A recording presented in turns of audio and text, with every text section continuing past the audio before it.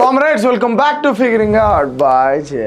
Every year Google ని చాలా మంది చాలా క్వశ్చన్స్ అడుగుతారు. యాక్టర్స్ యొక్క ఏజ్ ఎంత, కార్ కాస్ట్ ఎంత, పింపుల్స్ పోవాలంటే ఏం చేయాలి, దేశీ సర్లే ఇలా గూగుల్ ని చాలా మంది చాలా అడుగుతారు. ఒక క్వశ్చన్ ని ఎవ్రీ ఇయర్ రిపీటెడ్ గా అడగడం పెరిగింది. ఆ క్వశ్చన్ ఏంటి అంటే వై ఐఎమ్ సో టైర్డ్. ఇప్పుడున్న జనరేషన్ లో చాలా మందికి ఏం చేయకుండానే ఆ టైర్డ్నెస్ వస్తుంది, దేని మీద ఇంట్రెస్ట్ రావట్లేదు, ఆ నీరసం వస్తుంది, కాసేపు పడుకుందాం, ఖాళీగా కూర్చుందాం, దేని మీద ఇంట్రెస్ట్ లేదు, అబ్బా టైర్డ్ ఉన్నా అని చెప్పేసి అంటున్నారు. మీరు కూడా ఇది ఫేస్ చేసే ఉంటారు. అంటే మీరు రోజులో ఏం చేయరు కానీ టైర్డ్ ఫీల్ అవుతారు. అంటే ఫర్ ఎగ్జాంపుల్ ఈరోజు సండే వచ్చింది, మార్నింగ్ 10 or 11 కల్లా లేచి మీరు ఫుడ్ కుక్ చేసుకున్నారు, లేకపోతే ఫుడ్ తిన్నారు. ఫుడ్ తిన్న తర్వాత టైం చూస్తే 2 అవుతుంది. సరదాగా అలా కాసేపు కూర్చుంటే 6 అయిపోతుంది. మీరు ఏం చేయకుండా డే అయిపోతుంది, సోగా అయిపోతుంది, టైర్డ్గా అయిపోతుంది. చాలా మంది సాఫ్ట్వేర్ ఎంప్లాయీస్ మార్నింగ్ నుంచి ఈవినింగ్ వరకు వాళ్ళు ల్యాప్టాప్ ముందే కూర్చుంటారు, మంచి ఏసీ ఎన్విరాన్మెంట్లోనే ఉంటారు, బట్ ఈవినింగ్ అయ్యేసరికి వాళ్ళు టైర్డ్ అయిపోతారు. అండ్ కొంతమంది జస్ట్ రీల్స్ స్క్రోల్ చేస్తేనే టైర్డ్ అయిపోతారు. వై దీని ఆన్సర్ మంచిగా పడుకోండి, మంచిగా తినండి, ప్రోటీన్ ఫుడ్ తినండి అన్నట్టు కాకుండా దీని సైన్స్ తెలుసుకుందాం. ప్రతి వీడియోలో మనం ఎలా అయితే ఒక టాపిక్ వెనకాల డీప్ రూట్ ఆన్సర్ ఎలా అయితే తెలుసుకుంటామో, ఈ వీడియోలో కూడా ఈ పర్టికులర్ థింగ్ వెనకాల అస్సలు రీజన్ ఏంటో తెలుసుకుందాం. ఇది తెలుసుకోవాలి అంటే మనం చాలా లాంగ్ బ్యాక్ కి వెళ్ళాలి. ఆది మానవులు ఎక్కడైతే నివసించారో అక్కడికి వెళ్ళాలి. ఆది మానవుల బాడీ మన బాడీ డిఫరెంట్ గా ఉన్నా, మనకన్నా వాళ్ళు ఒక 3-4 ఫీట్లు హైట్ ఉన్నా, మనకన్నా వాళ్ళు చాలా మస్క్యులర్ గా ఉన్నా కూడా ఇద్దరిలో కామన్ థింగ్ ఏంటి అంటే మైండ్. అప్పుడు వాళ్ళకు ఉన్నది సేమ్ మైండ్, మనకి ఉన్నది same mind, but how they uses there brain is very different. వాళ్ళు చాలా డిఫరెంట్ గా ఆ బ్రెయిన్ యూజ్ చేసేవాళ్ళు, మనం ఈ జనరేషన్ లో చాలా డిఫరెంట్ గా యూజ్ చేస్తున్నాం. సో ఈ రెండింటిని కంపేర్ చేసి చూద్దాం. ఫర్ ఎగ్జాంపుల్ ఆది మానవుడి పేరు వచ్చేసి సింబా అనుకోండి. ఈ సింబా ఏం చేస్తాడు అంటే నైట్ అయితే పడుకుంటాడు, పొద్దునే లేస్తాడు, సూర్యుడే ఆ సింబాని లేపుద్ది. సూర్యుడు రశ్మితోటే ఆ సింబా లేచి లెగంగానే వాడి దగ్గర 2 క్వశ్చన్లు ఉంటాయి. ఐదర్ ఈరోజు వేటకెళ్ళి తెచ్చుకుందామా తిండి, లేదా ఫ్రూట్సో లేకపోతే వెజిటేబుల్స్ ఏదో ఒకటి కోసుకొని తిందామా. అదే అయిపోయిన తర్వాత ఫైర్ వేసుకుందామా వద్దా, దాని తర్వాత వాటర్ ఎక్కడ తాగాలి, వాటర్ తెచ్చుకోవడానికి ఎంత దూరం వెళ్ళాలా వద్దా, ఇలాంటి ఒక చిన్న 3-4-5 డెసిషన్లతోటే లైఫ్ అంతా నడిచేది అనమాట. సో ఈ డెసిషన్స్ తీసుకునేటప్పుడు మన మైండ్లో ప్రీఫ్రంటల్ కార్టెక్స్ అనేది యాక్టివేట్ అవుతుంది. అంటే అదే మేజర్గా వర్క్ అవుతుంది అనమాట డెసిషన్స్ తీసుకునేటప్పుడు. సో ఆది మానవుడు టైం నుంచి అరౌండ్ ఈ 2000s టైం వరకు కూడా మనిషి ముందు కేవలం తక్కువ డెసిషన్సే ఉండే. ఐదర్ ఇది ఆర్ అది, లేకపోతే ఐదర్ ఇది. సో ఇలా కొన్ని డెసిషన్స్, లిమిటెడ్ డెసిషన్స్ మాత్రమే ఉండేది. ప్రీఫ్రంటల్ కార్టెక్స్ మీద అంత ప్రెషర్ ఉండేది కాదు. జస్ట్ ఇప్పుడు ఒక్కసారి మనిషి ఎలా బిహేవ్ చేస్తున్నాడో ఒక్కసారి అబ్జర్వ్ చేయండి. బ్రేక్ఫాస్ట్కి మనిషి దగ్గర 10-15 ఆప్షన్లు. ఒకవేళ వాడు బయటికి వెళ్తే దోశ, వడ, ఇడ్లీ, పూరి, మసాలా దోశ, పన్నీర్ దోశ అని చెప్పేసి మెనూలో టిఫిన్స్కి ఒక 25 ఆప్షన్స్. మళ్ళీ అక్కడెక్కడో దోశ ఇంకేదో వెరైటీగా వేస్తున్నారని అక్కడ, ఇక్కడెక్కడో ఇంకేదో వెరైటీగా వేస్తున్నారని ఇక్కడ. జస్ట్ మీరు సింపుల్గా మార్నింగ్ లెగంగానే జస్ట్ మీ ఫోన్ ఓపెన్ చేస్తే 10, 20, 30, 40, 100 డెసిషన్లు అయిపోతాయి.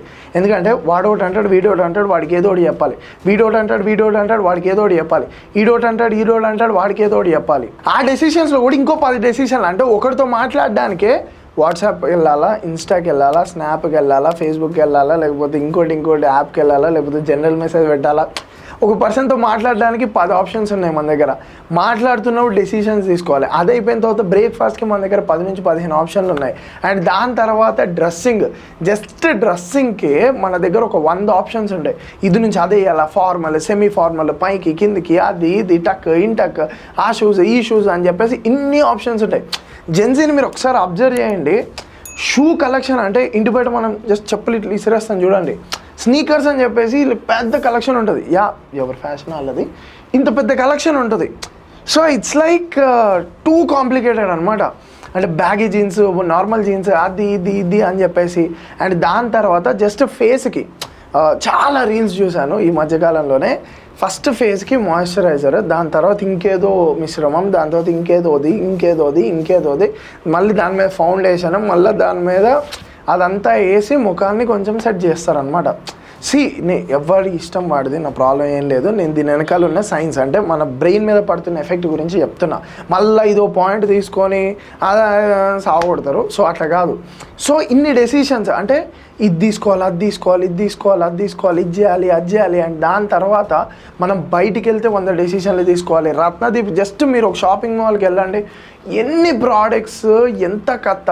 ఒక యోగట్లోనే 5 బ్రాండ్లు, ఒక హనీలోనే నిజంగా మొన్న వెళ్ళినప్పుడు నేను ఫీల్ అంటే ఐ ఫెల్ట్ దట్ హనీ తీసుకుందామని వెళ్ళిన, బై 1 get 1 300 రూపీస్, అదొక కంపెనీ. అర్థమవుతుందో? ఒకడేమో 600 రూపీస్కి ఇంతే బాక్స్ ఇస్తుండు, అదొకటి. దాని తర్వాత పతంజలి హనీ, అది న్యాచురల్ హనీ అని చెప్పి అదొకటి, ఇంకొకటి అట్లా 6 హనీలు ఉన్నాయి. నా మైండ్ పోయింది. గూగుల్లో నా హిస్టరీలో కూడా ఉంటుంది which honey is bed, which honey is less adulterated. ఎందుకంటే ప్రైస్ తక్కువ వస్తుంది తీసుకోవాలా, ఎక్కువ వస్తుంది కాబట్టి ఇది మంచి క్వాలిటీ అనుకోవాలా, లేకపోతే మా ఆయుర్వేదం అని అడ్వర్టైజ్ చేసింది వీళ్ళది తీసుకోవాలా అని. గుడ్లలోనే 10 వెరైటీ గుడ్లు ఉంటాయి. ఇది నాటుకోడి గుడ్లు, ఇది హైబ్రిడ్ గుడ్లు అని, అద్దని ఇద్దని, బ్రెడ్లో 10 ఆప్షన్లు ఉంటాయి, 10 కంపెనీలు ఉంటాయి. అర్థమవుతుందా? బైక్ కొనాలన్నా, కార్ కొనాలి అన్నా, లేకపోతే మన డే మొత్తం కూడా ఎన్ని డెసిషన్లు మనం తీసుకోవాల్సి వస్తుంది తెలుసా? ఎంత ప్రీ ఫ్రంటల్ కార్టెక్స్ని మనం బాగా స్ట్రెస్ చేయాల్సి వస్తుంది తెలుసా? Modern humans make 35,000 decisions per day అంట. 35,000 డెసిషన్స్. మీరు ఎప్పుడైతే ఒక డెసిషన్ని తీసుకుంటారో మీ బ్రెయిన్లో ఒక ఎలక్ట్రానిక్ సిగ్నల్ పాస్ అవుతుంది. ఆ ఎలక్ట్రానిక్ సిగ్నల్ అనేది న్యూరాన్స్లో ఫ్లో అవుతుంది. కొన్ని బిలియన్స్ ఆఫ్ న్యూరాన్స్ ఉంటాయి, ఒక పెద్ద జైంట్ నెట్వర్క్గా ఫామ్ అయ్యి. సో సిగ్నల్స్ ఒకదాని నుంచి ఒకదానికి సిగ్నల్ సెండ్ చేయాలి అంటే మన మైండ్లో ఇంకొక ఇంపార్టెంట్ కెమికల్ ఉండాలి, అదే glutamate. It's a neuro transmitter. ఈ కెమికల్ అనేది ఇది 2 న్యూరాన్స్ మాట్లాడుకోవడానికి బిట్వీన్ ద కనెక్షన్గా హెల్ప్ అవుతుంది అనమాట. సో మీరు ఒక డెసిషన్ తీసుకున్నప్పుడు మీ నర్వ్ చుట్టూ ఆ గ్లూటమేట్ ఫామ్ అవుతుంది ఆ డెసిషన్ని పాస్ చేయడానికి. సో మీరు రోజుకి 20, 30, 40, 50, 1000, 2000, 3000, 4000, 5000, 6000, 9000, 10,000 డెసిషన్లు తీసుకుంటే ఒక్కొక్క డెసిషన్కి ఆ గ్లూటమేట్ ఇంక్రీజ్ అయ్యి ఒక జంక్ లాగా ఫామ్ అవుతుంది. అంటే ఆ మొత్తం మైండ్ చుట్టూ కూడా గ్లూటమైట్ అనే ఆ కెమికలే ఉంటుంది. మీకు సింపుల్గా చెప్పాలి అంటే ఓ రోడ్డు ఉంది, రోడ్లో కార్ వెళ్తుంది. ఆ కార్ మీరు అనుకోండి అక్కడ జంక్ ఉంది, చెత్త ఉంది. కారు ముందుకు వెళ్ళొద్దా? ఆ చెత్త మీద నుంచి వెళ్ళదు. ఇంకా పెద్ద చెత్త ఉంటే వెళ్ళలేదు కదా. సేమ్ అట్టనే గ్లూటమైన్ మన బ్రెయిన్లో అంత గ్లూటమైన్ జంక్ అనేది ఆపుతూ ఉంటే మనం ఇంకో డెసిషన్ పర్ఫామ్ చేయడానికి ఉండదు, ప్లస్ మన మైండ్ అంతా కూడా ఫక్ అయిపోతుంది. So first thing glutamine build అవ్వడం వల్ల మన బ్రెయిన్లో ప్రెషర్ అనేది పెరుగుతుంది. సెకండ్ థింగ్ వచ్చేసి ఎవల్యూషనరీ మిస్ మ్యాచ్. అంటే ఒకప్పుడు బ్రెయిన్ అంటే సింపుల్ థింగ్స్కి యూజ్ చేసేవాళ్ళం, ఇప్పుడు థింగ్స్ అన్నిటిని బాగా టూ మచ్ కాంప్లికేటెడ్ మనమే చేసుకుంటున్నాం. దానివల్ల ఏమవుతుంది, ఎక్కువ డెసిషన్స్ తీసుకోవాల్సి వస్తుంది. దానివల్ల ఇందాక చెప్పిన ప్రాసెస్. సో ఆ డెసిషన్ మేకింగ్ దానికి లాట్ ఆఫ్ డెసిషన్ మేకింగ్కి టైర్డ్నెస్కి లింక్ ఏంటి అంటే మన బాడీ వెయిట్లో జస్ట్ 2% వెయిట్ మాత్రమే ఉన్న మన బ్రెయినే 20% of our calories, 20% of our ఎనర్జీని కన్జ్యూమ్ చేస్తుంది. జస్ట్ 2% వెయిట్ ఉన్న మన బ్రెయిన్ 20%ని కన్జ్యూమ్ చేస్తుంది. అంటే మీరు తీసుకునే ప్రతి డెసిషన్ వెనకాల ఎంత ఎనర్జీ, ఎన్ని క్యాలరీస్ బర్న్ అవుతున్నాయో మీకు తెలుసా? టైర్డ్నెస్ అనేది ఒక psychological state, it's not a physical state. అంటే మీరు బాగా క్రికెట్ ఆడి కూడా చాలా యాక్టివ్గా ఉండొచ్చు, మీరు ఏం చేయకుండా కూడా టైర్డ్గా ఉండొచ్చు. So it's a psychological state, not a physical thing అనమాట.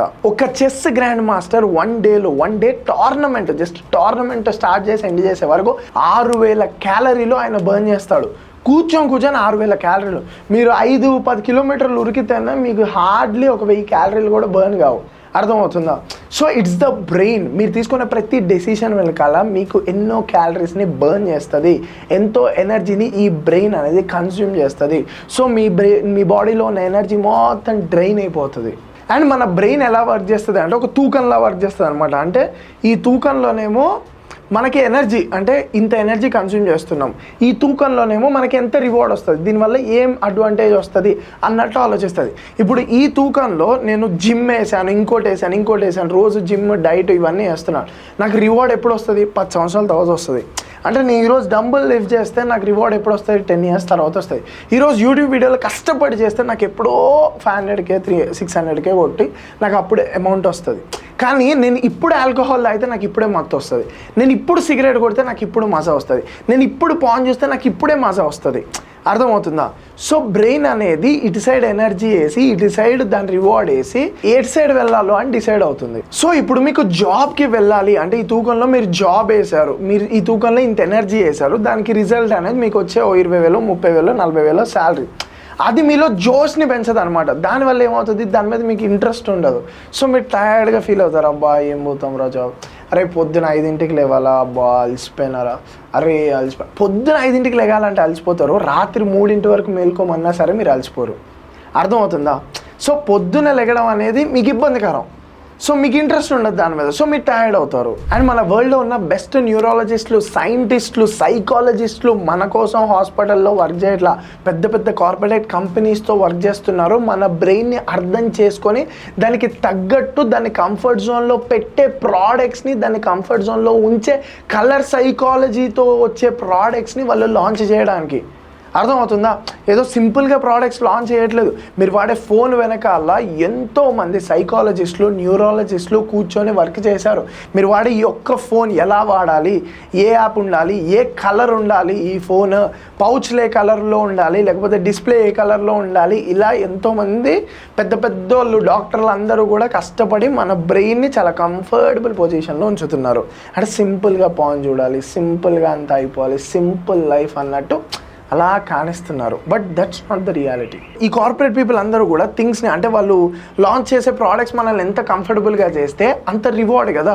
అర్థమవుతుందా? బాగా కష్టపడకుండా సింపుల్గా వచ్చేసింది అంటే మన బ్రెయిన్ ఏం చేస్తుంది, ఇంత ఎనర్జీకి నాకు ఇంత రివార్డ్ వస్తుంది, సో ఇదే పాత్రలో వెళ్తా, ఆ సక్సెస్ ఆ కష్టపడే పాత్రలో నేను పోను అన్నట్టు అటు సైడ్ వెళ్ళకండి ఇటు సైడ్ వెళ్తుంది. అండ్ మన బ్రెయిన్లో ప్రీఫ్రంటల్ కార్టెక్స్ గురించి మనం తెలుసుకున్నాం. దాంతోపాటు మన వెనకాల ఉన్న లింబిక్ సిస్టమ్ గురించి కూడా తెలుసుకోవాలి. సింపుల్గా ఎలా చెప్పాలి అంటే ప్రీఫ్రంటల్ కార్టెక్స్ అనేది మన న్యూ బ్రెయిన్, అంటే ఇప్పుడు డెవలప్ అయిన బ్రెయిన్ అనమాట. కానీ లింబిక్ సిస్టమ్ అనేది అన్ని యానిమల్స్లో ఉన్న బ్రెయిన్.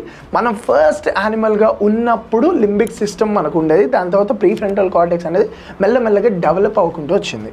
సో ఇప్పుడు ఈ లింబిక్ సిస్టమ్ గురించి అర్థం చేసుకోండి. ఇప్పుడు నేను చెప్పేదంతా కూడా మీకు అర్థం అవుతుంది. సో లింబిక్ సిస్టమ్ సేమ్ యానిమల్స్కి ఎలా అయితేనే మనకి ఎలా ఉంటుంది అంటే కోపం కానివ్వండి, అంటే ఆకలి వేస్తే ఎల్లు ఎత్తుక్కొని తినడం కానివ్వండి, లేకపోతే సెక్షువల్ డిజైర్స్ రావడం కానివ్వండి, లేకపోతే కోపం వచ్చినప్పుడు, లేకపోతే ఎవరైనా మనకి హామ్ చేద్దాము అనుకుంటే మనం వాళ్ళని రివర్స్ అటాక్ చేయడం, ఇవన్నీ కూడా యానిమల్స్లో ఉండే అన్నీ కూడా ఆ లింబిక్ సిస్టంలో ఉంటాయి. సో మన బ్రెయిన్లో 3 ఇంపార్టెంట్ పార్ట్స్, ప్రీఫ్రంటల్ కార్టెక్స్ ఒకటి, ఇన్సోలా ఒకటి, లింబిక్ సిస్టమ్ ఒకటి. ఈ 3 కరెక్ట్గా అర్థం చేసుకోండి. సో ఇన్సోలా అనేది ప్రీఫ్రంటల్ కార్టెక్స్ నుంచి వచ్చే మెసేజెస్ని, లింబిక్ సిస్టమ్ నుంచి వచ్చే మెసేజెస్ని అర్థం చేసుకొని ఒక డెసిషన్ని డిసైడ్ అవుతుంది. అర్థమవుతుందా? ఈ రెండింటి నుంచి మనకి మెసేజెస్ వస్తాయి, దాంట్లో నుంచి ఒకటి డిసైడ్ అవుతుంది. ఫర్ ఎగ్జాంపుల్ ఈరోజు జిమ్కి వెళ్ళాలి అని మనం అనుకుంటున్నాం. ప్రీఫ్రంటల్ కార్టెక్స్ ఏమో జిమ్కి వెళ్ళు, జిమ్ చెయ్యి, లాంగ్ టర్మ్లో నీకు హెల్ప్ అవుతుంది అని చెప్పేసి మెసేజ్ పంపిస్తుంది. లింబిక్ సిస్టమ్ ఏమో ఏం చేస్తారా, జిమ్ వెళ్ళి పాన్ చూడు, మంచి చిల్గొట్టు అని చెప్పేసి మెసేజ్ పంపుతుంది. సో ఈ రెండిట్లో ఏదైతే ఎక్కువ డామినెంట్ ఉంటుందో, అంటే లింబిక్ సిస్టమ్ మన మైండ్లో ఎక్కువ డామినెంట్ ఉంటే ఈ ఇన్సోలా అనేది లింబిక్ సిస్టమ్ మాటనే వింటుంది. ప్రీఫ్రంటల్ కార్టెక్స్ ఎక్కువగా ఉంటే ఈ థింగ్ అనేది, ఇన్సోలా అనేది ప్రీఫ్రంటల్ కార్టెక్స్ మాట మాత్రమే వింటుంది.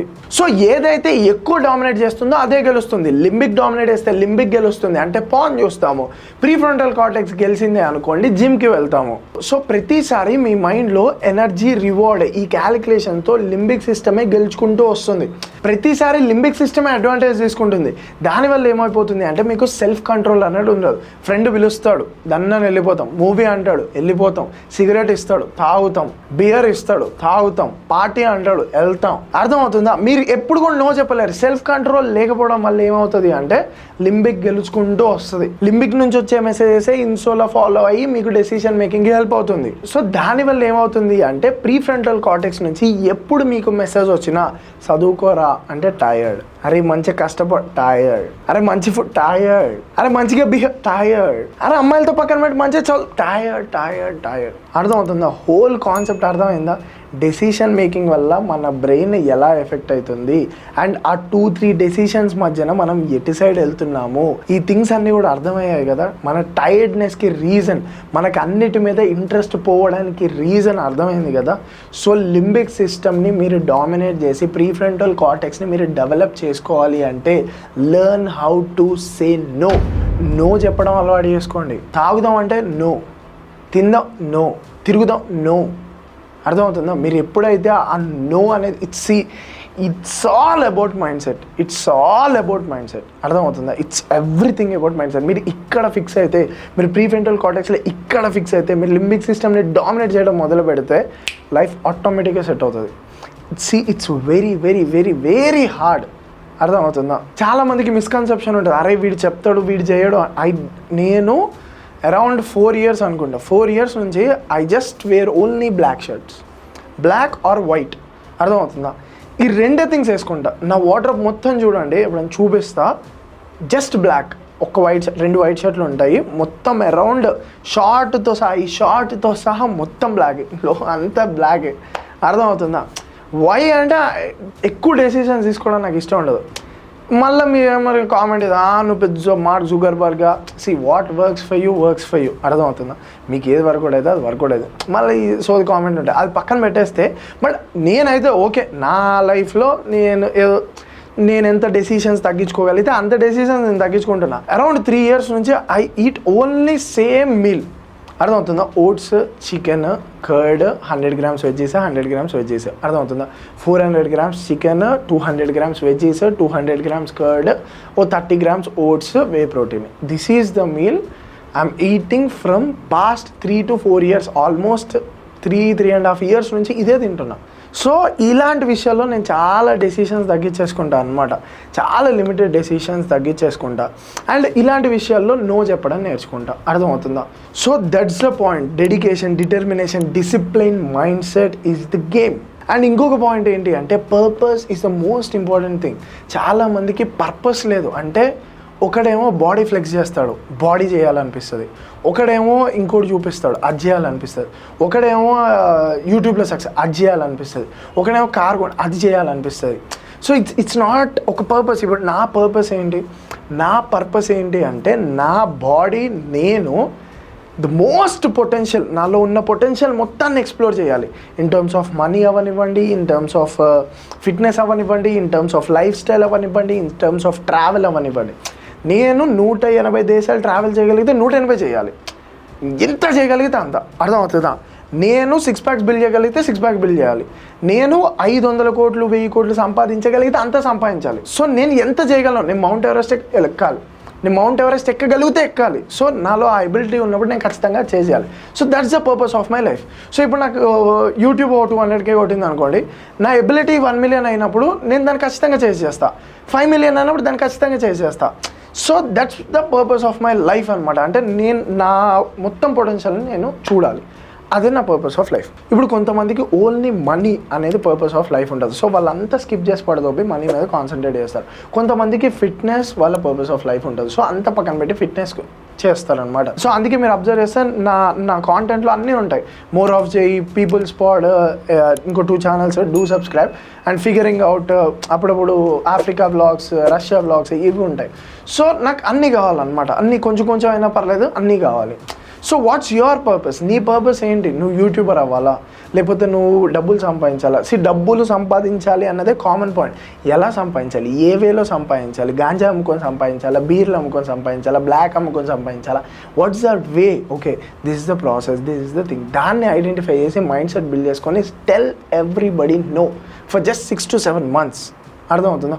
6 months అయినా ప్రతి ఒక్కడికి నో చెప్పుకుంటే నీ మీద వర్క్ చేయడానికి ట్రై చేయి. So that's it for the video guys. Love you all.